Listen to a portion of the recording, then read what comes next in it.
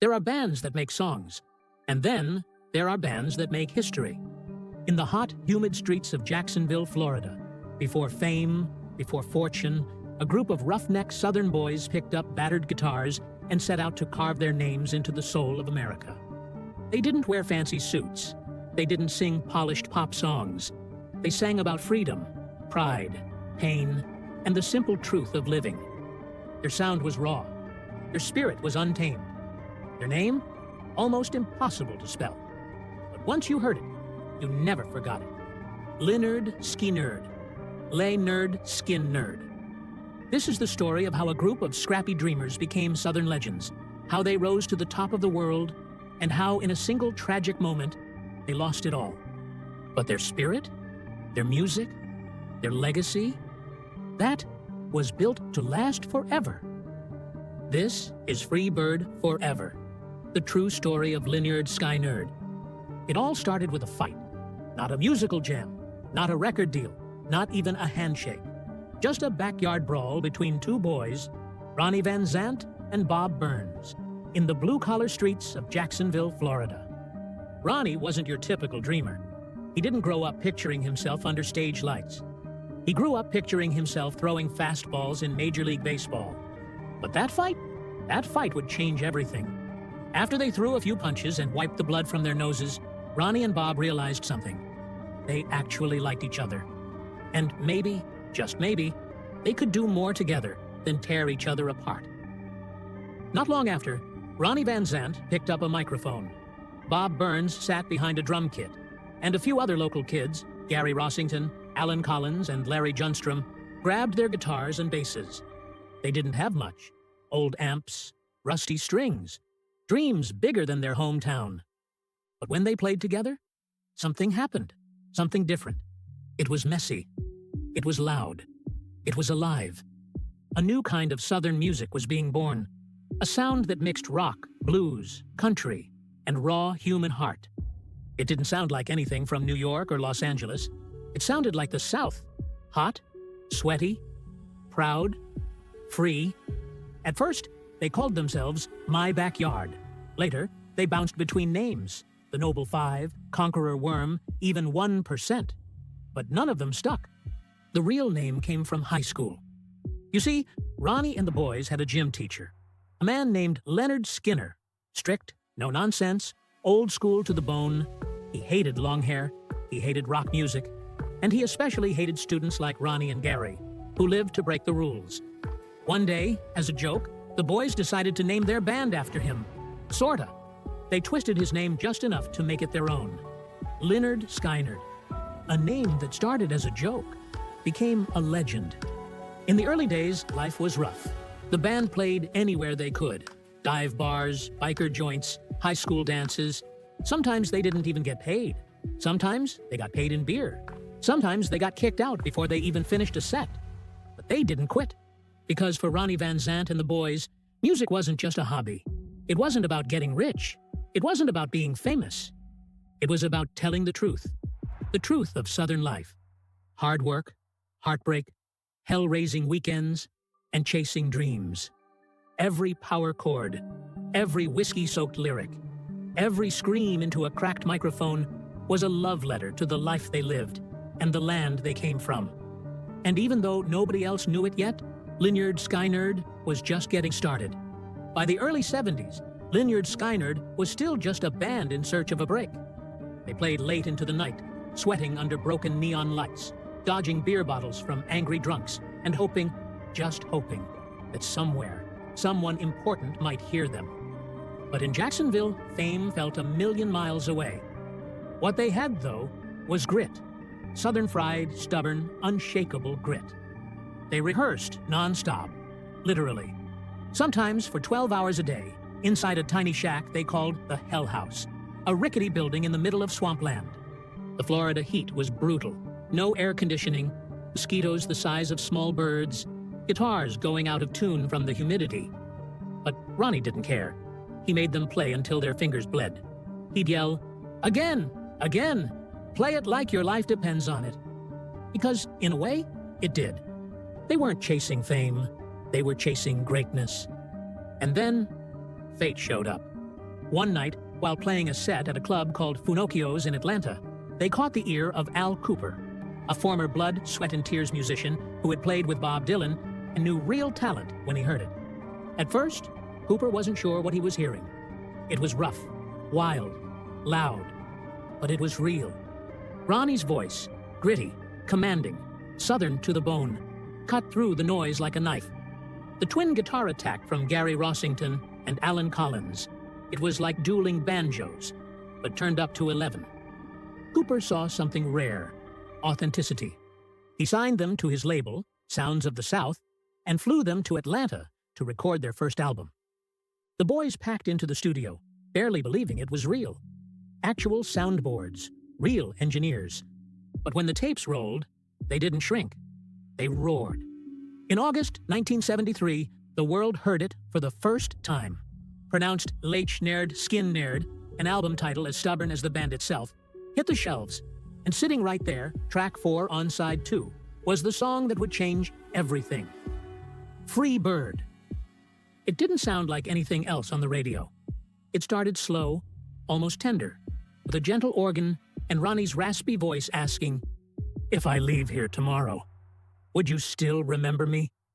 But by the end of 9 minutes, it exploded into a twin guitar war cry, a soaring, screaming, defiant Southern anthem that shook the rafters of every room it played in. People didn't just like it, they felt it.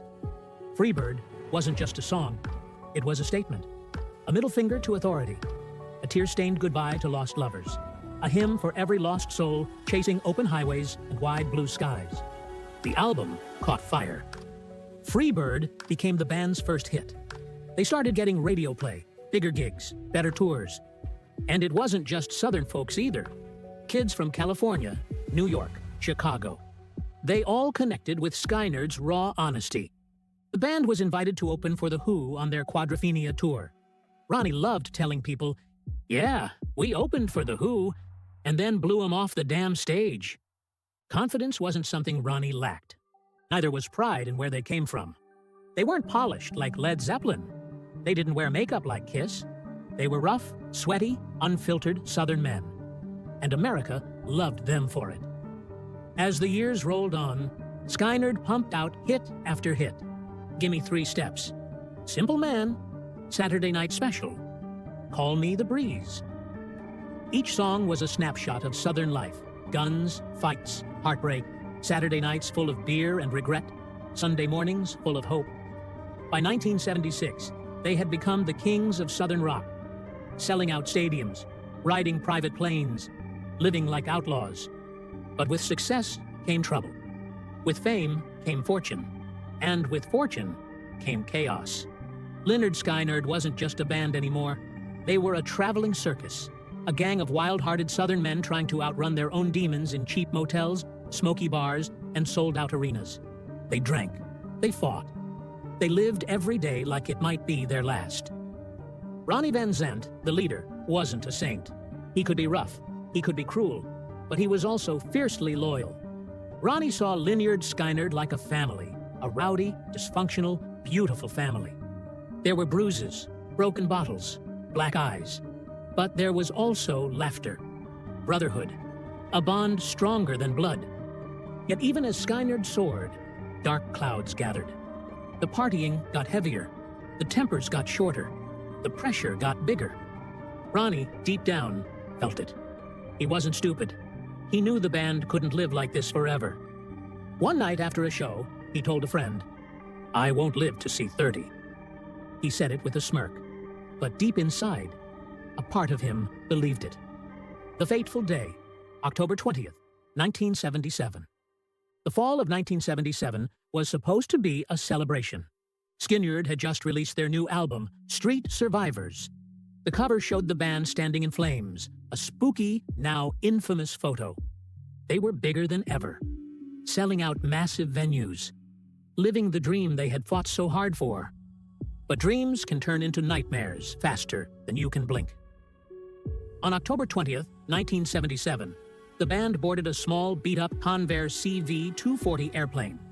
They were flying from Greenville, South Carolina, to Baton Rouge, Louisiana, for their next show. The plane was old. They knew it. The engines had been acting up for weeks. Just 2 days earlier, Aerosmith's team had inspected that very plane and refused to use it, calling it unsafe. Ronnie brushed it off with a grin. "We ain't afraid of nothing," he joked. But as the plane lifted off that evening, something was wrong. The engines sputtered, coughed, faltered. Somewhere over Mississippi, the right engine gave out. Then the left. Silence. The kind of silence that drowns out even the loudest heartbeats. The pilot radioed a distress call. They were going down. Inside the plane, panic spread. Cassie Gaines begged Ronnie to put on his seatbelt. But Ronnie didn't believe in seatbelts. Never had. He believed in fate. The trees came faster. The ground rushed up to meet them. And in a brutal, chaotic moment, the plane tore through the Mississippi woods and was swallowed by darkness. When the dust settled, the cost was devastating. Ronnie Van Zant, the voice, the heart, the fearless leader of Skynyrd, was gone.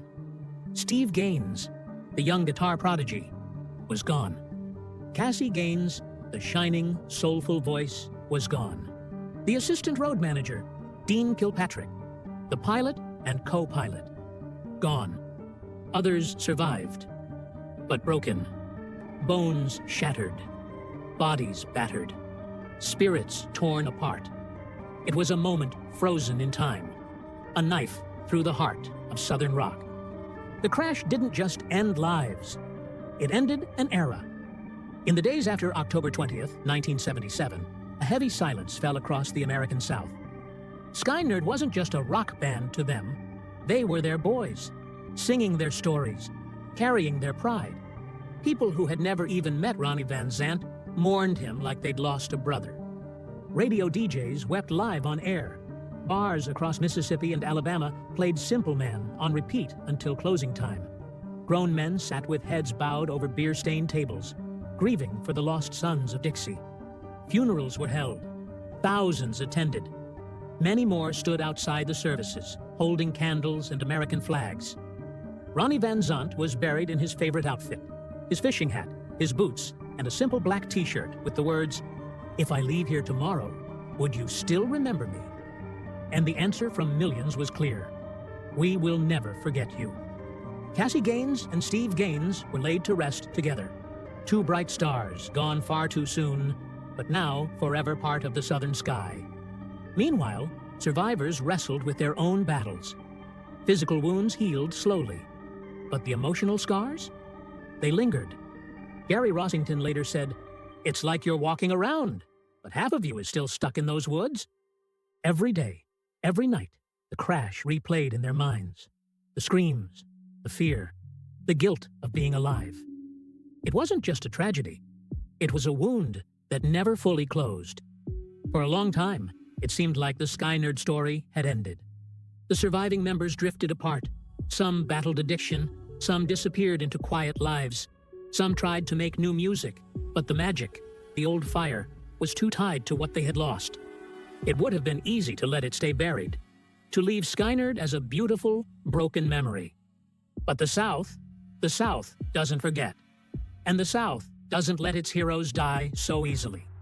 In the late 1980s, the surviving members began to talk. Could they, should they, bring Lynyrd Skynyrd back? Not to replace the fallen, but to honor them. On July 4th, 1987, a decade after the crash, something incredible happened. In front of a massive crowd in Atlanta, Lynyrd Skynyrd took the stage again. And leading them was Ronnie's little brother, Johnny Van Zant. Johnny didn't try to be Ronnie. He didn't wear his hat. He didn't copy his swagger. He just sang the songs the way he felt them. With heart, with soul, with the blood of a Van Zant running through his veins. When the opening chords of Free Bird rang out, grown men wept openly. Flags waved, hands clutched hearts. The South sang back every word. It wasn't just music, it was a resurrection. Today, decades after that first backyard fight, decades after that tragic crash, Lynyrd Skynyrd is still flying. The lineup has changed. New musicians have come. Old brothers have gone. But when they hit the stage, when the crowd rises to its feet, when the first notes of Sweet Home Alabama or Simple Man thunder across the fields, It's not about who's playing guitar. It's about what they stand for. It's about the millions of hearts beating together. It's about the South remembering its sons. It's about every boy who picked up a guitar because he heard Freebird and believed he could touch the sky. In 2006, Lynyrd Skynyrd was inducted into the Rock and Roll Hall of Fame. And standing there on that stage, Gary Rossington, Billy Powell, Artemis Pyle, Ed King, they didn't gloat, they didn't brag, they cried, because they knew. The honor wasn't just for the survivors, it was for Ronnie, for Steve, for Cassie, for all the brothers and sisters they had lost along the way. Ronnie once said, "I want to be remembered as a free spirit, a guy who tried to make a difference with a song." And brother, he did. Every time Free Bird plays, every time someone raises a lighter into the night sky, every time a Southern kid picks up a guitar and dares to dream, Ronnie Van Zant lives on. Gary Rossington once said, "There's no replacement for Ronnie. All we can do is keep playing the music and honoring the spirit." And that's what they've done, year after year, town after town, crowd after crowd. Lynyrd Skynyrd never quit. They never gave up. They became legends, not because they wanted it, but because they lived it, because they earned it, because they breathed it. Thank you for watching today's video. Don't forget to hit the thumbs up button and subscribe. Be sure to leave a comment down below about who should we make next video about.